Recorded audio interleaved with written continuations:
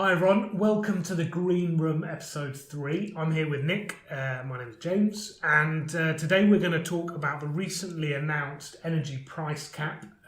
So do you want to give a bit of background, then I'll probably go into a bit more detail about how I was going to say Happy New Year first of all, James. Happy New Year, Nick. Hopefully everyone had a great holiday, and it's the third episode, as you said. Yeah. So Christmas tree's gone. Christmas tree's gone, but I'll just say 3 is a poignant number, actually. Is it? It is. Well, spiritually, it's symbolic of a new beginning, and since we're in the new year, it's quite key. That so, I do that. I've been thinking that most of the morning. And also, hopefully, 3 is a powerful number because always you emphasise in 3s. So if you want to get your point across, okay, you have 3 points to your Fine. argument. So, unfortunately, I only ever have 2, but anyway, we shall see. Right. So. Price cap, yeah. So hot on the news, actually, we talked about the energy tariffs last month, or rather the last episode, but we actually completely failed to mention about the price caps, which has been all over the news. Obviously, we had Christmas and stuff, and no one was really worried about their energy bills, but people were using their cookers and using lots of gas while they're at home. And I ate plenty.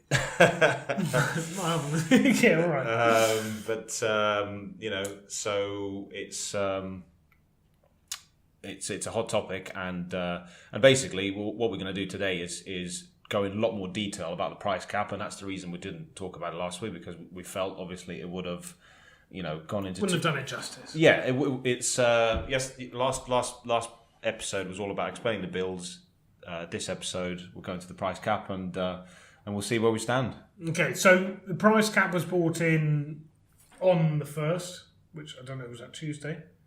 1st of January. Yeah, New Year's Day. New Year's Day. And so essentially what it's doing is putting a cap in. So in theory, it puts a limit on what you can pay in terms of price on your energy bill, price per unit. Mm-hmm. Yeah. Mm-hmm. So it's been calculated in a very convoluted way. I'd say. Yeah. Well, I was so confused. I had by region. Yeah. By different kind of fuel type that you've got. So say if you've got economy 7, it's going to have a different rate per region, per meter type that you've got. Okay, so God, this one I'm going to have to use notes because there's quite a lot going on, right? So there you are.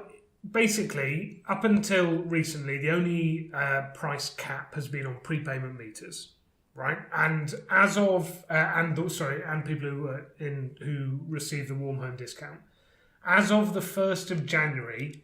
It then picked up, so there was a new price cap for anyone on a standard variable tariff and anyone who essentially rolled off a tariff onto a new one. So if I'm getting my electricity and gas from a company, whatever company it is, and after 12 months that particular deal expires, they will roll me onto a new deal, right? So this cap also captures those people. Mm-hmm. As I say, I've spoken to Ofgem this morning. Basically, what they're doing is they are putting a cap on the price per kilowatt hour that you can pay for both gas and electricity. As you say, we have prices for prepayment meters. Mm-hmm. We have a price cap for standard variable gas. We have a price for standard variable electricity. We have a price for economy 7, so dual tariff essentially. And also by billing type. So whether you're on direct debit per month. Or whether you're on the kind of a quarterly. Yes. So obviously it's going to be slightly more on the quarterly because that's always how you always make a bit of a saving on a direct debit. Yes.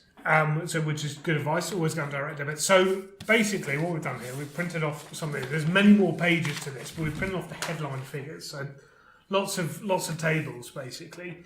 And what they're doing, and what we're going to use for a bit of a reference point is Nick used to be with British Gas, I think. Mm-hmm.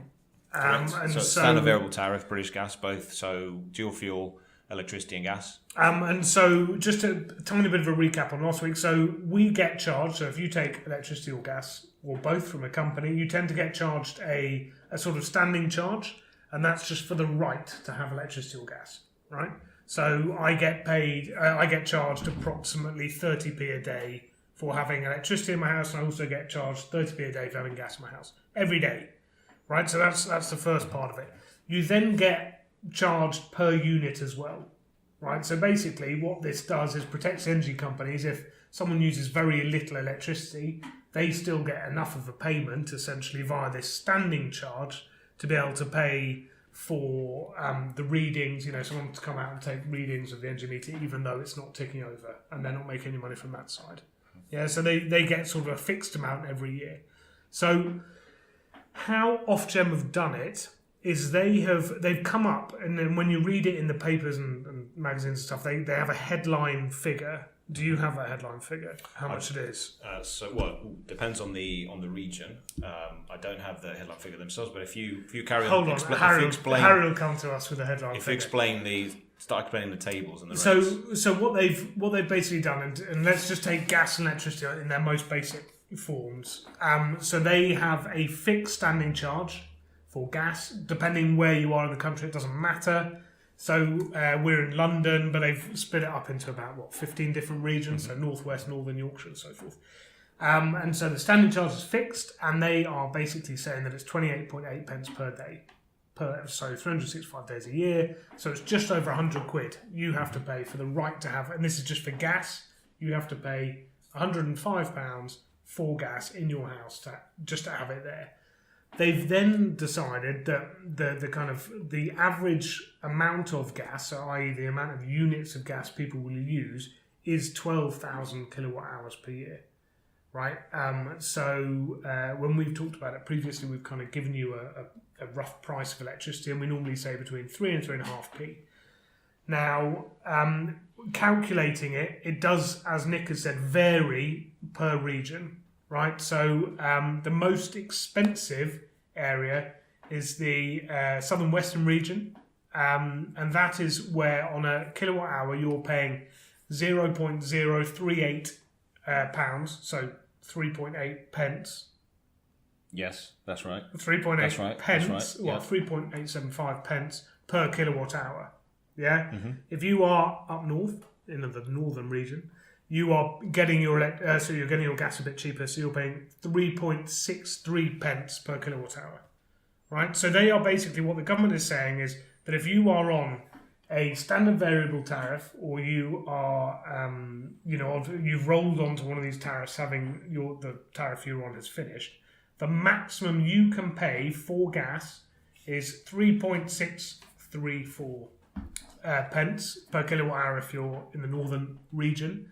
And if you're in the southern western region, which is more expensive, you're paying 3.875 pence per kilowatt hour. Is this making sense?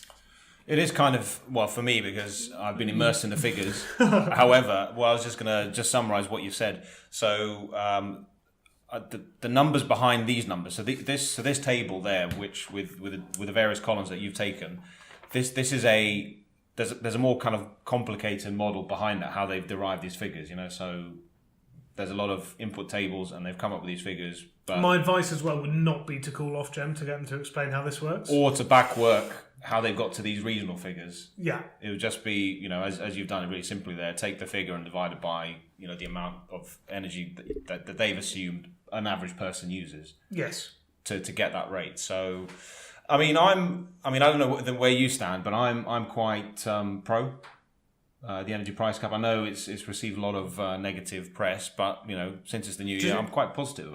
So before we go on to that, electricity works in exactly the same way. Mm-hmm. Yeah, we have a standard tariff. A standing charge. So that's what you pay for the right to have electricity, and you are paying, the most expensive is in North Wales and Mersey, paying 17.37 pence per kilowatt hour. So every unit of electricity you use, paying 17.37p. And the cheapest area is London and Yorkshire, actually, where it's just over 16 pence. So you've got gas, where you're paying about 3.8p. Most expensive?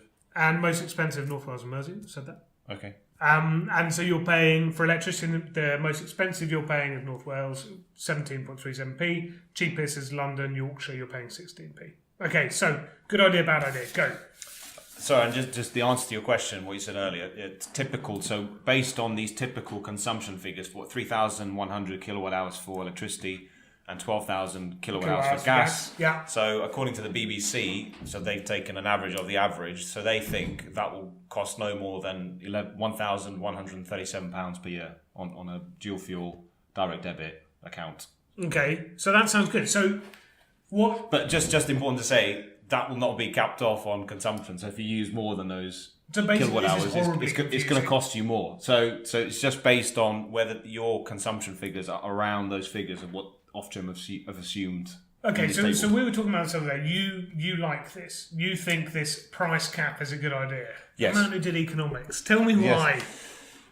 Well, it's I mean, I think for the first time, I'm not looking at it from a supply and demand perspective. I'm looking at it more as a direct signal for Ofgem to do something. So I think Is that suggesting they haven't done things in the past? I don't think they've. To be fair, and people might have comments about this, but I don't think they have necessarily regulated the industry properly. I think over the years, certainly when the biggest gripe I have is when wholesale prices come down significantly over a long period of time. The energy companies very, very rarely, reflect those prices back to the end consumer.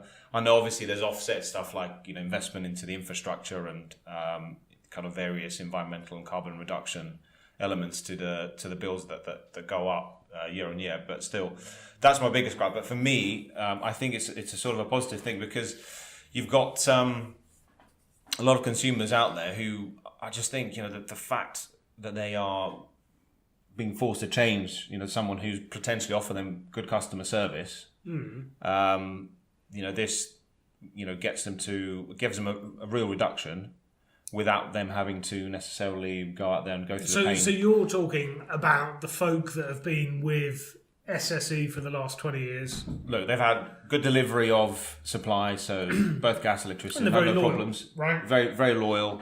And then, and it's, I think, going back to the first point, is it's a signal for them to do something. So hopefully, this thing will evolve, and they will obviously update the caps as we're getting to. But so for who to do something? For Ofgem, for the industry, But for the if consumer. if I'm a consumer, right, and I'm getting electricity or gas, and I've been getting it for however long from the same energy company, it will definitely help me out, right? Mm-hmm. Yeah, because I'll go on to a marginally cheaper tariff. Correct. If I don't update, if I'm not sort of SSE and I go to their new tariff every year. But it wouldn't help me. It wouldn't encourage me then to swap. Yeah, because if I'm a SSE, I can definitely get a cheaper deal at another energy company 12 months later, get another one 12 months later. And that, for me, is what the government have been trying to really push over the last, 2 years? But listen, cheapest is not necessarily the best. Electricity is electricity, pal. It is, but there's been so many stories there of consumers going to the cheapest tariff, and then the company wanting to deliver that has not been able to deliver the service necessarily that goes with it. But then if they can't deliver the service, okay, so that it's a fair point. The big six, in theory, should have, I'm not going to say better, but more capable, just because of they've had the infrastructure. They have the infrastructure behind it to support the customer service side of it. But for me, if I want to charge a phone, it doesn't matter what electricity is used to charge the phone. I would just pay the cheapest. And that's why I would always be on the side of recommending people to it's great because it brings attention to this and it brings attention to what everyone's paying, but my advice would always be to switch. Yeah, because if you switch, there's a much higher chance you can go much, much cheaper. So we can save hundreds and hundreds of pounds rather than it being capped. I think the other thing that this is going to people are going to read about this and they are just going to assume that whatever that number was, £1,137. People are going to assume without a shadow of a doubt that that's my what bill they're going to pay. is going to be maxed out at that. And I know if I have lights on all the time, my heating's up to 25 degrees all the time, TV's blaring, radio's blaring, whatever, that's not the cap. This is, so I think it's been a little confusing, and I apologise because I imagine the first 10 minutes of this was quite confusing, but I don't think it's going to work because people are going to assume that it's capped at that price. But for me, why I think this is positive in a sense is because the energy price cap was the first sort of industry that's looked at this whole aspect of customer loyalty. So, when I've been with an insurance provider or say an energy company or, television provider, they always incentivize the cheaper rate for the new customer.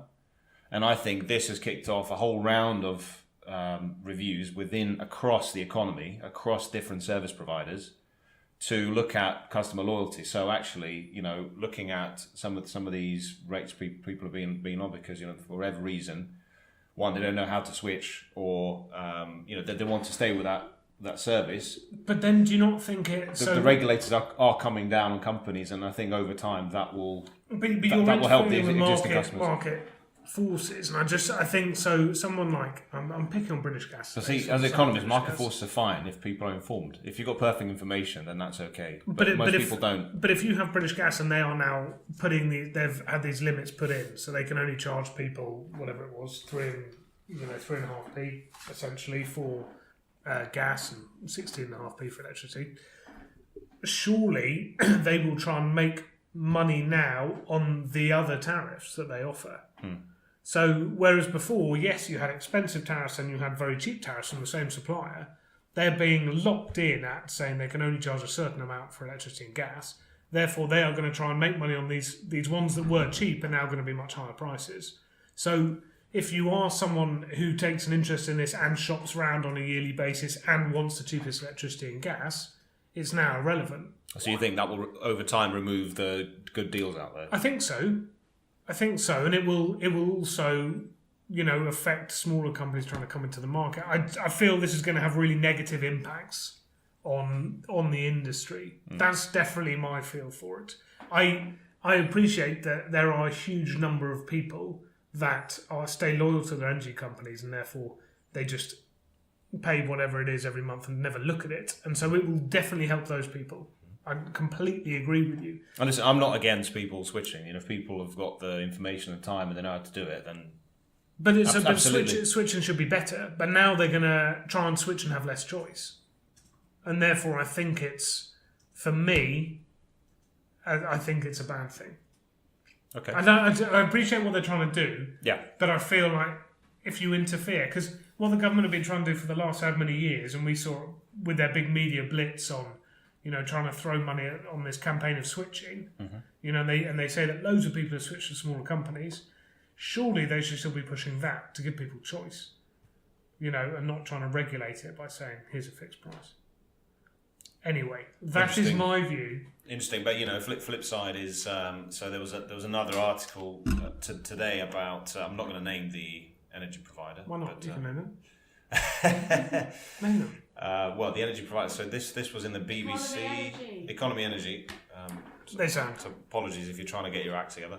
Essentially Ofgem came down quite hard. So because this is because their customer service was failing. Well, terrible, yeah. So they offer extremely competitive rates, but so I would jump to that supplier. Yes, but people have had problems. They've tried to send the billing data and hasn't been reflected. They've been overcharged.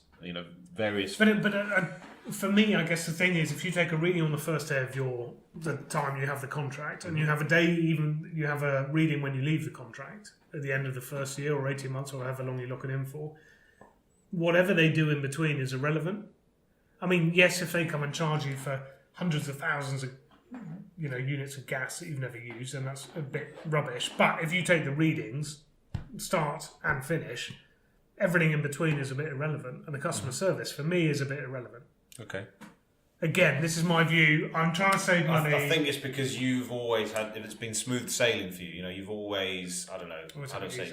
You've switched, and you've switched someone relatively who's delivered. I think that process has become a lot better though. I think the switching process has actually become pretty easy, and even to the little suppliers.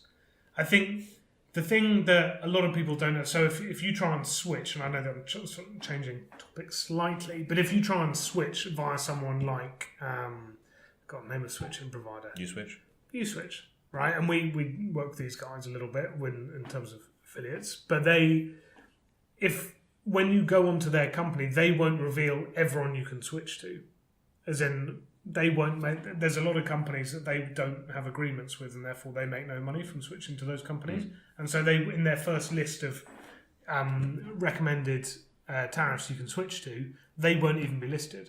So is that still the case? I thought they. Yes, well, it was very recently, where the cheapest tariffs aren't actually listed, or as in they can be revealed, but you switch slightly lower. You've got to dig round to find them, which I think is a little bit naughty, because you're not again, giving the consumers the full This is my picture. point about information. Yeah, so it's getting the consumer the best real time information. Yeah.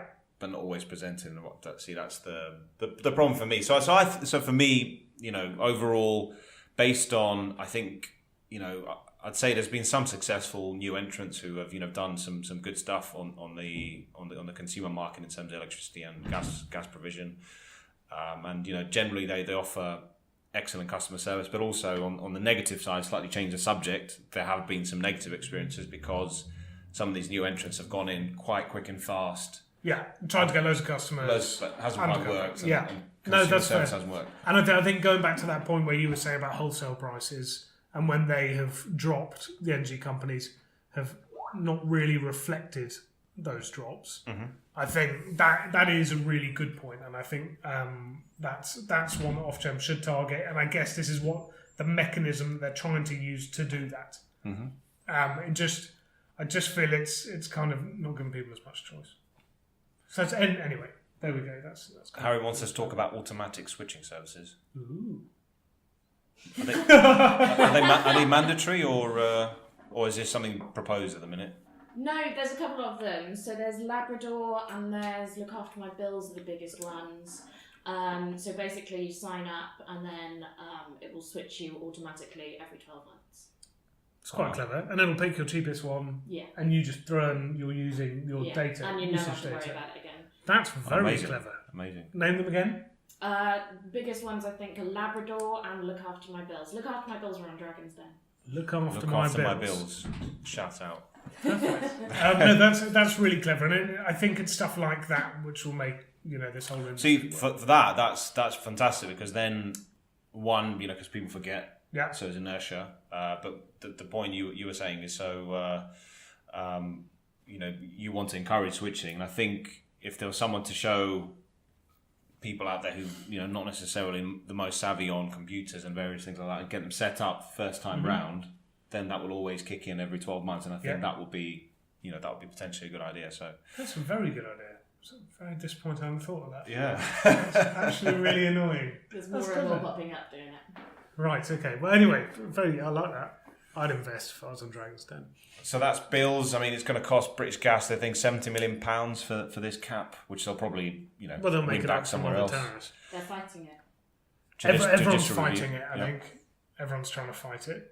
And I think that's the reasons I've said. And then it's just important to say, so if the cap does carry on, they will review the cap every 6 months. Yeah. First of April, and 1st so, of October. but then, which actually, so I think they review it and then they implement it. So it'll be implemented in April, I think. So this one is being reviewed essentially a month after it starts, which seems that although the prices I gave you earlier were what they started as, they may only be the case for the next couple of months, and then it'll swap again. So anyway, but that's again, it's a good thing because in theory it should take into account wholesale energy prices and where they are at that current stage. And I think the reason why it takes so long is they have to get dialogue with the energy providers, that Ofgem, that is, agree the rates. Yeah. I think it's also the other thing that's worth mentioning is that a lot of people out there fix their tariffs. So if you fix your tariff for a year, you can fix up to 3 years. You're going to probably be paying a little bit more because you're fixing it for that long. This cap doesn't impact you at all. So they are outside of the cap. Which is disappointing And then, if you've capped at a higher rate. It is, but they also, any green energy tariffs also tend to be exempt from this. Okay. So, are we going to sort of wrap up there? You got anything else to say? So one more thing. So Harry wants to mention there's 57 price hikes in 2018. Was that across all the different suppliers? It's a record high. Blimey. Wow. So basically, if you can lock in and you can afford what you're paying now, and you can lock in for a couple of years and do it. Well, I don't think prices will necessarily come down because wholesale prices have only started to come down recently. But we've seen most of the energy companies lock in on longer term contracts where they buy the energy at a set rate. So we need a prolonged period of lower wholesale rates to see any potential reductions. But as I said, that's my biggest gripe with the whole thing is that they take too long to reflect that back to the consumer. So rest of the stuff in the energy news. There was more stuff about the UN conference. It just carried on. I think we might need to spend about half a episode just talking about a bit more what was covered. But I think when we were wrapping up before Christmas, for some reason they extended about another week, so they just kept on discussing and talking, taking zero action. So, well, I don't know. I mean, I need to actually look at. I need to look at some of the goals that they would have set, but I mean, yeah, the cap was essentially the biggest bit in the energy news, and this thing about the company which you didn't want to name. Well, today anyway, I think because people have had Christmas and they've had their statements come through or their energy bills come through, and it is a significant outlay. So yeah. Cool. All right. So hopefully that made sense. Yeah, and then obviously if there's questions, about how we got the figures and links, so Harry will make those links public once we publish the video underneath, so you can see obviously where the tables are. You can try and do your own workings. Understand them. Call Ofgem, have a chat with them. Compare it to your own bill, guys. And ask us questions. So yeah, if there's anything you'd like us to cover in the future episodes about price caps, energy tariffs, I think we've kind of talked about it. I think we've done this to death now. Yeah, I think we'll probably move on. Next weekend we need to definitely cover something else. So thank you very much. Cheers, thanks for watching. See you next week. And we'll see you next week.